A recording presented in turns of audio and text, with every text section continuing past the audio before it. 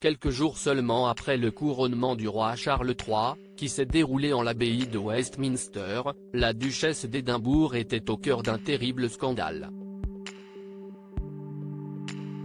Pour cause, un membre de sa garde rapprochée a renversé, à moto, une femme de 81 ans répondant au nom d'Hélène Holland. Un choc qui a conduit la victime de cet accident à la mort. Depuis cette tragédie, Sophie de Wessex se faisait très discrète. Mais au cours de la journée du mardi 13 juin, cette dernière est apparue rayonnante aux côtés d'un haut membre de la famille royale. En effet, comme l'a souligné le Daily Mail, ce mercredi 14 juin, la duchesse d'Édimbourg était conviée à un événement très prisé. Pour cause, elle a assisté à la projection du documentaire Rhino Man à la Battersea Power Station, située dans le sud-ouest de Londres. Et pour assister à cette cérémonie, cette dernière était accompagnée du fils aîné du roi, le prince William.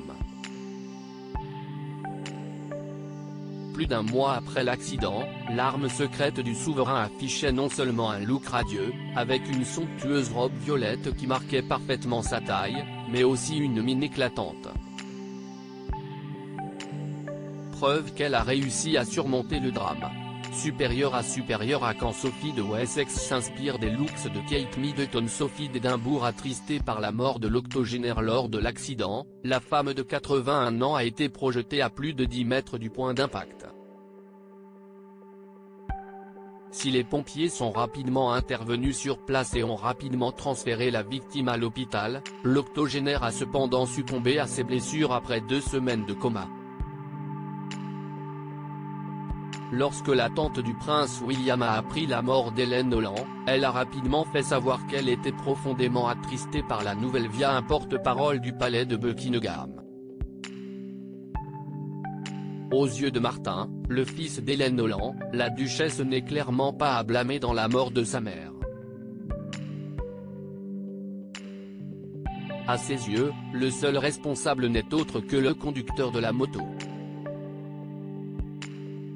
D'après les informations révélées par le Mirror, le 6 juin dernier, l'Independent Office for Police Conduct compte d'ailleurs poursuivre le conducteur pour homicide involontaire.